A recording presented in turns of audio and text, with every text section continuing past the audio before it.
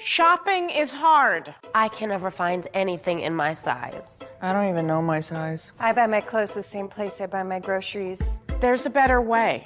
Make it easy with Stitch Fix. Just share your size, style, budget, and done. Your personal stylist sends pieces picked just for you. That was easy. Stitch Fix. Online personal styling for everyone. Free shipping and returns. No subscription required. Get started today at stitchfix.com. Thank you for listening to the Manage Smarter podcast. Your hosts, C. Lee Smith and Audrey Strong, navigate new ways to hire, develop, and retain talent, helping your team soar to higher performance. This is the Manage Smarter podcast. Good managers improve numbers, but great managers improve people. Welcome to the Manage Smarter podcast. I am Audrey Strong of Sales Fuel. And I'm C. Lee Smith, the president and CEO of Sales Fuel. Hi, Audrey. Hi. Hi, Lee. How are you? I'm doing great. Good to hear you again. Well, we are so pleased to have Michael Tracy of Sales Journey joining us. What a privilege. Michael, how are you today? I'm doing wonderful. Thank you so much. I'm happy to be here. Now, your company slogan says doubling sales in 90 days, and you go around the country coaching all kinds of clients, correct? That's correct. I do. So how'd you come up with the name, and tell us about it? Well, I came up with Sales Journey because sales destination didn't make a whole lot of sense, considering nobody ever gets there. But also, I was reading and I was inspired by a guy named Joseph Campbell. I don't know if you know him, but he wrote a book in the 50s called A Hero with a Thousand Faces. And he's a comparative mythologist, and he just figured out that every story kind of all shares the same elements, the same path. And I started looking at this and researching it, and I realized that, that was also my story, how I got started in sales, my career progression, kind of how it was structured. And then I started looking around and I figured out that it's also everybody else's story. And so I've adapted that kind of hero's journey and I've turned it into something that's kind of helps you map out your career as a sales professional or as an entrepreneur or a small business owner. And so that's how I did it. And so one of the first things I do is I try to identify where people are so that we can figure out where to go next. Some people are just starting out in sales. They've got a lot of self-limiting beliefs. And so we have to get over that, build up their confidence, get rid of the fear of rejection. Some of them are looking for a mentor to give them a kick in the pants. And so if that's the case, what I try to do is figure out who's going to be their best mentor and who's going to help guide them across, the threshold into like the world of sales. And then they have to go through their own tests and trials and find their allies and enemies and eventually find, their irresistible challenge, right? So they can get their boon, which is essentially the big sale that they can leverage then for the rest of their careers. And then ultimately that boon expires. And so I find a lot of people that I coach and train are in that category where they've been doing the same thing that they've always been doing, but they're just not getting the same results. And so they actually have to go back and retool, and reskill and re-educate themselves, which is sometimes the harder part. So when you do that, Michael, what are some sales tactics that you try to impart on them so they can move the needle immediately? And first of all, I was so delighted that you came on the show today. Sales, obviously, something that's near and dear to my heart, but I'm really curious. So when you coach these folks, what can they do to move the needle right out of the get-go? That's a great question. So it's a little bit different for everyone, but I do joke because the people I work with, sales professionals, small business owners, entrepreneurs, they all have the same strategy, right? Which is to get more clients, to make more sales.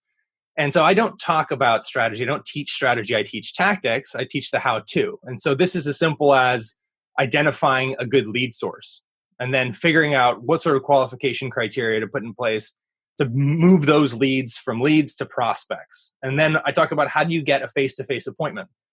So one of the things I focus on is before we sell for our product or service, we have to sell for time. We actually are selling that first. We're selling ourselves, our credibility, and then we're selling for time. And then we're selling for our product or service. And if you skip the time component, this is what happens especially with newer reps.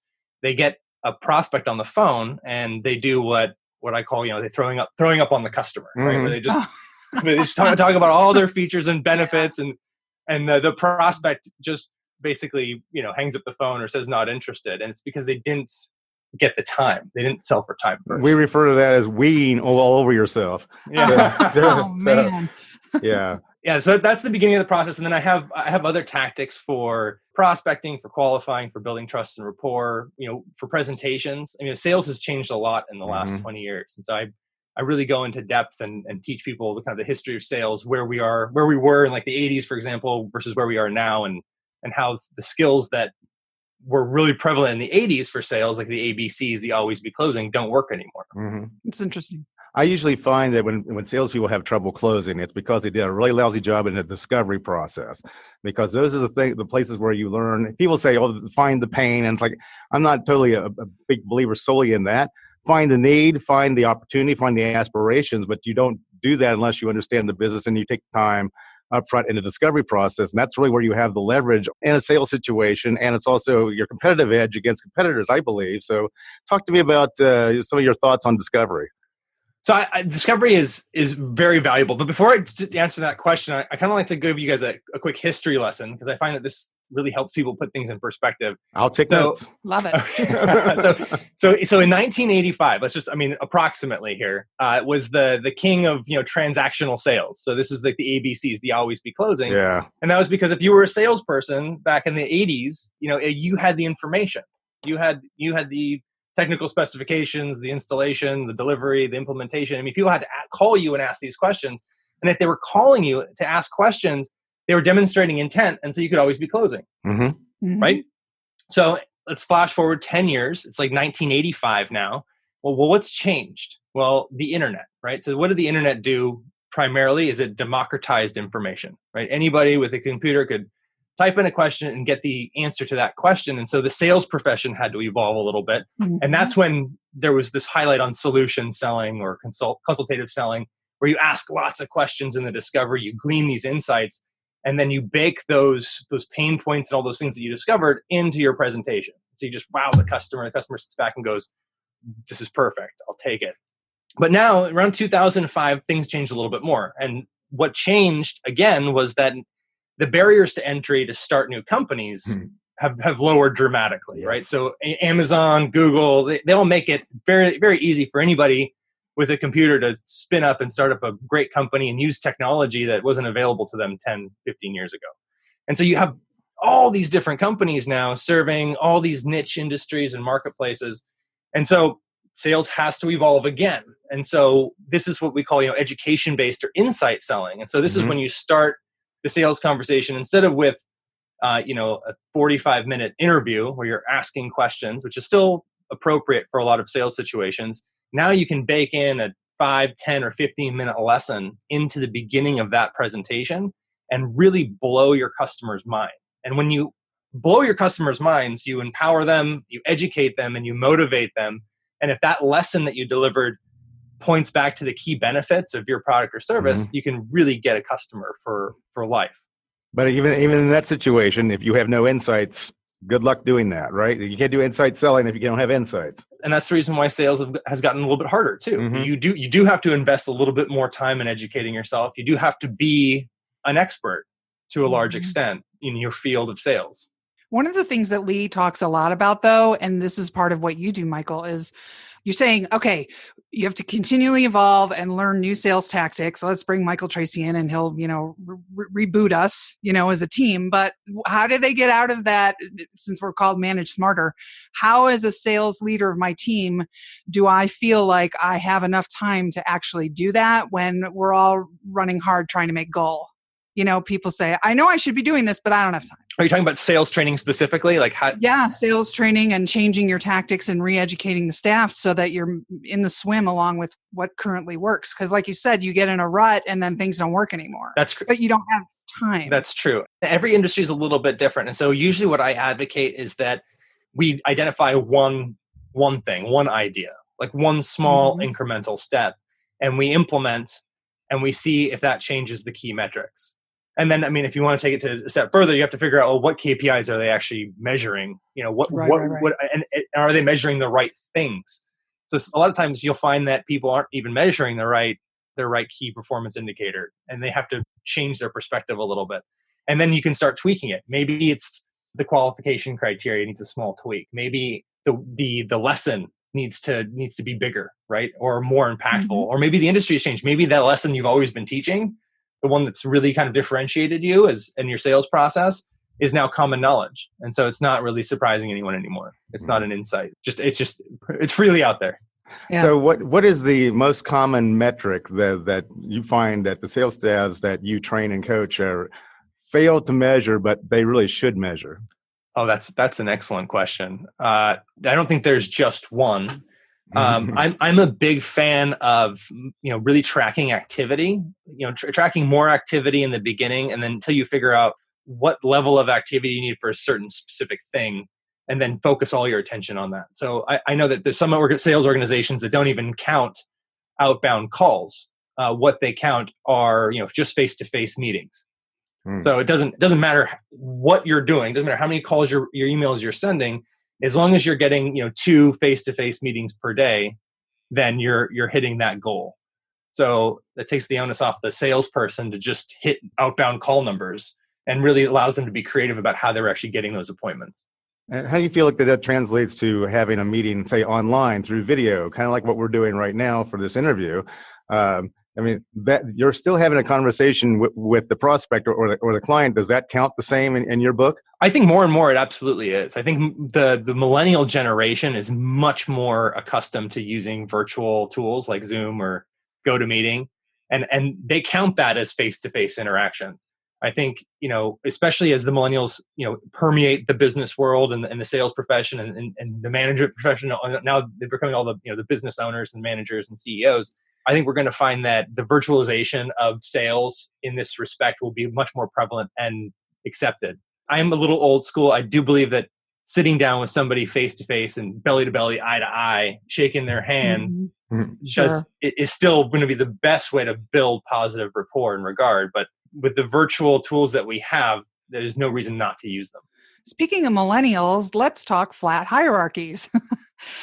You're a big fan of that. And Lee and I were actually having a bit of a debate before you came into the Zoom room over this. I am kind of a fan of it, and he has another take on it. Why do you like it, Michael? And then we'll duke it out.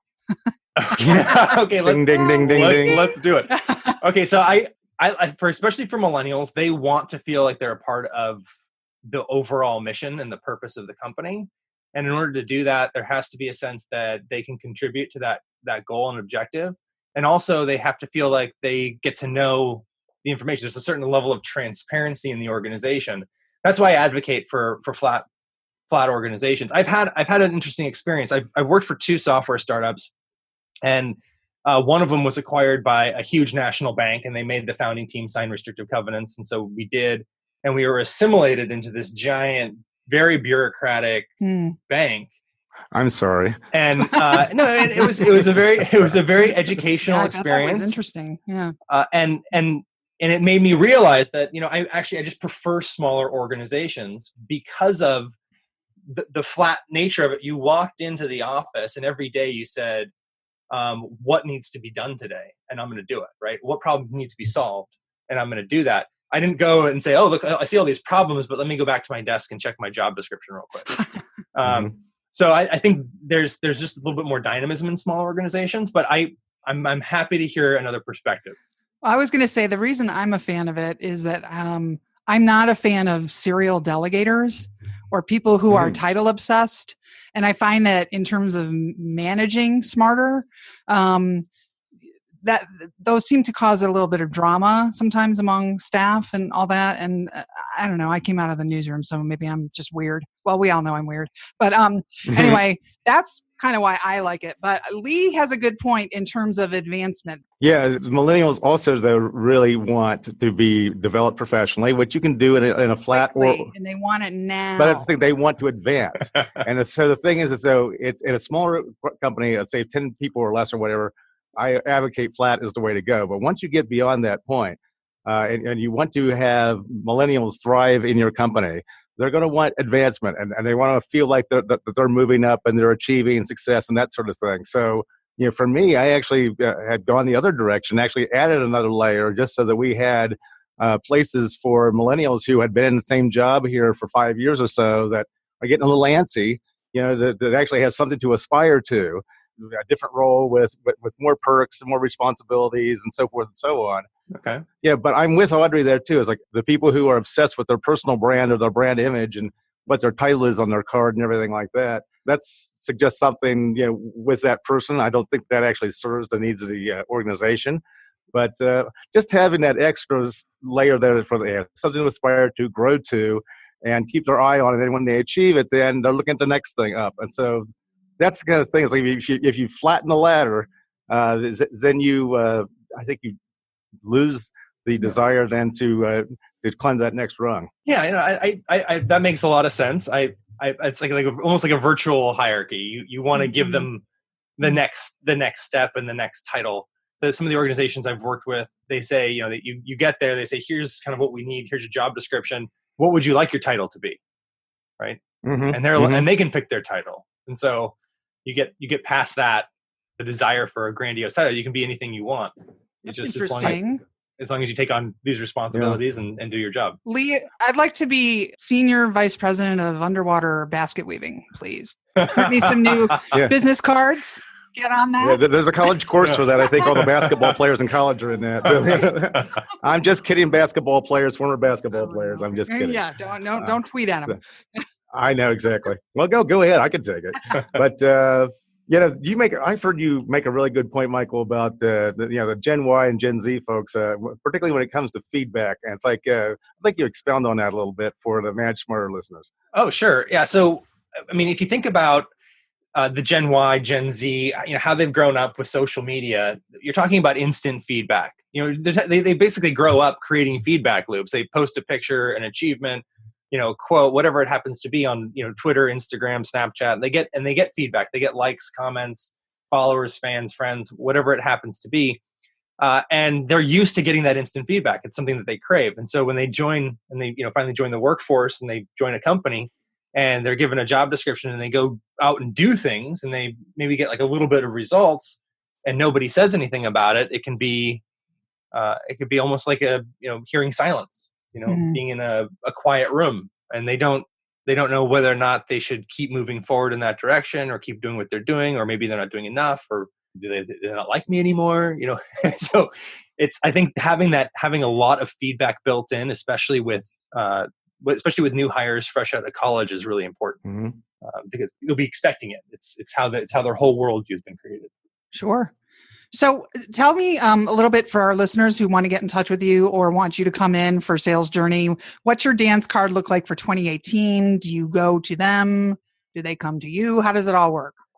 Yeah, so I have 3 boxes, right? I have an online course that I'm launching in a couple weeks, which I've got a lot of requests to do because it's a lower price point than actually coming to one of my live events, which I do once a month. Okay. And then I do, corporate in-person training. I also do speaking engagements, and I've got probably 15 or 16 of those booked this year already. And so that's the 3 buckets. I do, sales training, speaking, and I have an online course, and I'll be growing a community this year. Fantastic. And you know quite a bit about the speaking engagement business because you have a relative who was relatively successful in that line of work. Right, I do. I have somebody who's mentoring me in that direction. My father is Brian Tracy, which I'm sure some of you have heard of, and he's actually was the person who encouraged me to get into sales almost 13 years ago. He said, "Michael," because I was going to go into financial services, and it's an interesting story. I went to a bunch of different banks, surprisingly, and they gave me the same piece of paper. It was a piece of paper with 100 blank lines, and they said, "Michael, would you write down names and phone numbers for everybody that you know with money? Because when you come to work here, you're just going to sit in a cubicle and you're going to call all these people and ask them for money." And I got home and I started writing my list, and I think I got maybe 4 or 5 people in. And I said, "This does not sound fun to me." And so I went to my dad and I said, "Hey, Dad, what do you think I should do?" And he said, "Michael," he said, "I'll get a job where you're belly to belly, face to face, and eye to eye with as many people as possible." He's like, "In fact, you should get into sales." And I said, "Dad, I'm not going to go into sales. I went to college. Oh man! And I realized, it's funny. I realized something, and as you get older, you get wiser, right? And so I didn't know this then, but when you're talking to somebody who's old and wise, they don't necessarily explain why they give advice. They just give you the advice, and it's a kind of a take it or leave it. And so I had to humble myself to just take his advice. And so I took a job as a door-to-door salesperson. I started to throw myself in, and probably in the first 18 months, I knocked on about 20,000 doors, and I got rejected almost 20,000 times. I built a sales team. We oversold a market. I got promoted, moved to the Inland Empire.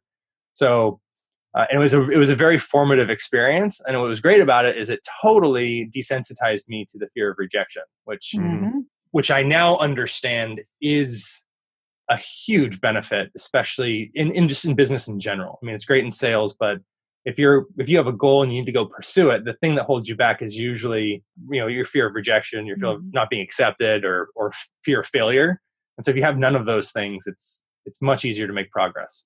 Yeah, I've interviewed both of you now, and I have to say that you're both really smart, and you're cut from the same cloth or whatever. But you're your own man. It's like, you have some different takes on some things that I find really intriguing, and also in keeping with the times and future focus. So I commend you for that. Yeah. Well, I think we have a very complimentary relationship. When we get together, I'm always talking to him about hey Dad, in sales today it works like this, and then he goes, well, Michael, and in sales, when I got into sales, it worked like that. And I'm saying, well, Dad, today it works a little bit differently. It was, when I got into sales, it worked, and so we go back and forth. We had to walk 15 miles to the prospect through snow. Yeah. Well, uphill, both ways. Uphill, I forgot uphill. Yeah. Bare feet. Bare feet. Yeah. So, hey, Michael, my last question for you today is like, if you could give one piece of advice then to sales managers who are managing salespeople, what's one piece of advice you could give them? Something you kind of see that these folks are doing wrong over and over again.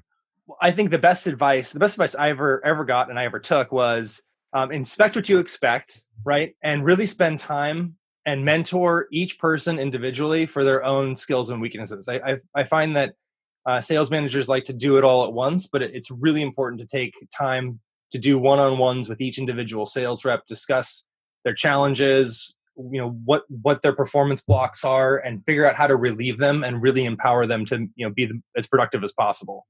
So I think the more you spend time with people, the more they know they care, the more they'll try to give back and make you happy. Amen to that. That's great. Well, the website for Michael is salesjourney.com. You are also the co-author of a book called Unlimited Sales Success. Is that on Amazon? I can go get that. It is. It is on Amazon, please. And where else can people find you? Give us your Twitter and your LinkedIn. Go ahead and rattle that off. So any listeners that want to get in touch, yes, do so. Twitter is @Michael Tracy. Pretty simple. And LinkedIn is @MichaelTracy67. Perfect. We are so pleased that you could join us today. Really appreciate it, Michael. This has been fun. That was great. Yeah, thank you so much. I really enjoyed it. Thanks for listening. If you enjoyed the show, please rate and recommend on iTunes, Overcast, or wherever you get your podcasts. You can also get more great information at salesfuel.com.